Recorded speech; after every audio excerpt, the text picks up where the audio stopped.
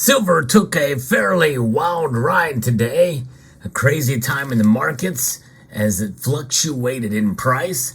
We're going to talk about it and what we're expecting come tomorrow as we explore.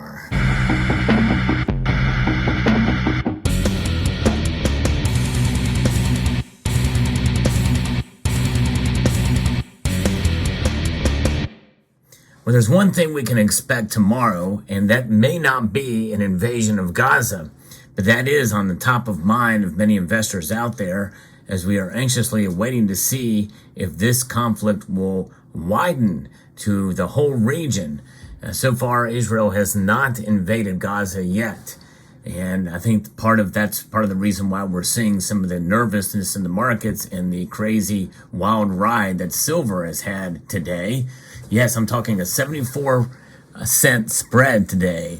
The high that we saw silver reach up over $23, $23.41 to be exact, before coming back down to reality. Now, if you enjoy videos like this where I talk about the markets and talk about the fundamentals of stacking precious metals, because I always like to keep things in perspective. Perspective is key here. And what is the perspective about precious metals? Well, we know that they are a stable store of value over the long course of time, not the short. In fact, by the wild ride we saw for silver today, it's not a wise investment. In fact, I don't like to see silver as an investment, but it can be considered somewhat speculative today with its moves. And that's something that's par for the course and we'll probably likely continue to see as we march forward here through the end of the year. I had one of my viewers say that they're expecting silver to hit $24 by the end of the year. And that sounds much more realistic than my call, December of 2022, of $28 silver. That's becoming less and less likely that's going to happen anytime soon, unless there is a widening conflict and there's a geopolitics or a mini black swan event that could contribute to that. So what's going on? What's going on tomorrow that we know is going to be happening? A speech by Jerome Powell. I think it'll be very interesting to see what the markets are going to do tomorrow. This is from CNBC is reporting on this. Federal Reserve Chair Jerome Powell is set to deliver what could be a key policy address on Thursday, in which he will be tasked with convincing markets the central bank is committed to keep hammering away at inflation, but perhaps now needs a little less force. And he will speak at noon tomorrow at the Economic Club in New York. Inflation numbers have been improving lately. Of course, that's CNBC's take on it.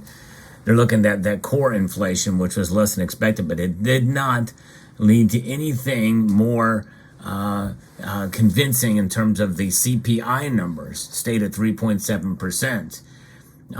Treasury yields have been surging, sending conflicting messages about where monetary policy might be headed.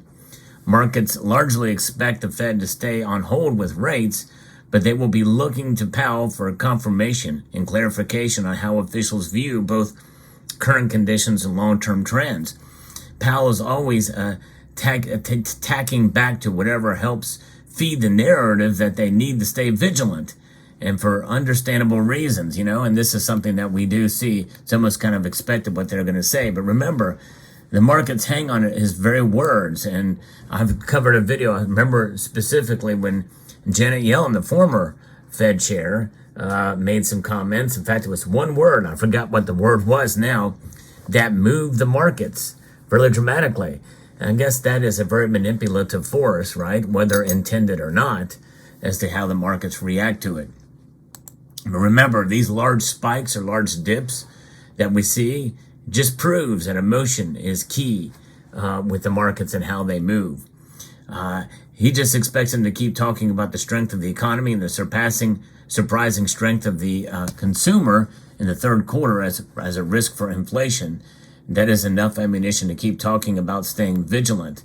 He expects that Powell's message to break into three parts. The Fed needed to get rates high quickly, which it did, and that it had to find a peak level, which is part of the current debate, and that it needs to figure out how long rates need to stay high to get inflation back to 2%. Well, so far they're moving in the opposite direction. It's going up. It's climbed up the last three times, and this time it's hanging on at 3.7%. everybody, the Keynesians and those who favor the economic policies of this administration are hanging on the core inflation rate, which came in a little bit lower than expected. Will that have an effect on the overall inflation rate for next time? We really don't know. There's a lot of other factors we'll have to keep in mind to see. Their ultimate goal is to keep financial conditions tight so inflation comes down.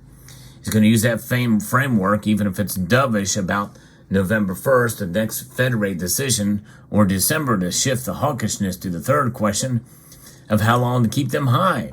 Higher for longer has become an unofficial mantra in recent days from a Philadelphia Fed president. And so now the markets are reacting to a lot of things today. There's one thing about housing that's out. In fact, I'm going to be reporting here now from an article on Kitco that says that building permits for future home building has declined 4.4% to a rate of 1.47 last month, which is still better than the consensus expectations of a decline of 1.455 million permits. But that means that that it's now finally we're starting to see the housing market react to these high interest rates. But the markets indeed are reacting as well, because silver is up somewhat marginally today. Overall, it's up just over 1/10 of a percentage point to 22.93 right now. Boy, I tell you what, it was kind of interesting to see how this thing is pairing, and silver is up with the dollar index up. Typically that doesn't happen. And gold is also up over 1.3% today to $1,949.80. We very well could see $2,000 gold before the year ends again. It's crazy. But that's kind of where we sit with the markets now. And platinum and palladium are both down, and rhodium, I talked about rhodium yesterday, it's up again. It's actually the winner of all the metals. It's up 2.5% today. Sooner or later, some commentary is going to come out about that, or some analysis to see what's going on there. Could be a number of different things that are reacting here, but silver price is definitely, higher as the speech looms. We'll see, nervousness in the markets and unrest in the Middle East. And this is a 2-week peak, largely driven by rising geopolitical tensions in the Middle East. This run contradicts the robust U.S. economic data that typically propels investors towards higher yielding options. Silver alongside gold remains the preferred safe haven asset as conflicts continue to escalate. And we're getting a little bit better than expected data from China too. So that's pushing it from the industrial demand side as well too. And this is something that's wild to see. One of the largest consumers of silver is China, and that data is being interpreted as a signal for sustained demand, which provides support for it. But really, in the end, Powell's speech could be a wild card as we veer towards the bullish side. The momentum being fueled by these tensions in the Middle East, of course, and China. But it's what Jerome Powell has to say about U.S. monetary policy. And his comments are widely seen as the next potential turning point for silver markets, according to FX Empire. In other words, if they break below or above support or resistance, the silver's price now is below the 200-day moving average, but it is above the 50-day moving average. And that suggests that the traders are kind of uncertain, which means it's really difficult to gauge where silver could go. Gold to silver ratio, as I record this video, is at 85.36, so that's a fairly high number, but we continue to monitor that as well too, to see how silver compares to gold. But it's fascinating, it really is, to see the movements of silver. Now, again, this type of market analysis and price situation and talk about where price is going to go should not really gauge how you should buy the metal. It's tough to say, hey, this is a good time to buy, this is not. I think if you exercise your own decision-making prowess and your own fiscal situation, your budget, and make decisions accordingly. But silver did come back a bit from its pretty substantial high earlier in the day, well above $23 an ounce. You know, if we see another rise like that after Jerome Powell's speech tomorrow, and it gets back up to that level again, well, we're not that far off from that $24, which is where we weren't. We were there not too long ago. It's been a wild ride for silver, but that's what we can expect. It is more volatile than gold. But gold really has been on a tear too. It's up, and it's up fairly dramatically, even beyond what it was a couple weeks ago. So there you have it. Let me know what your thoughts are. It was a crazy day for silver. There's no question about it, even though the spread between the low and high today is not really all that nuts. It's the fact of how it moved during the course of the day. It was steadily increasing, then boom, all of a sudden it just got smacked down. Now, of course, a smackdown in a short amount of time, people will automatically assume that means that they are the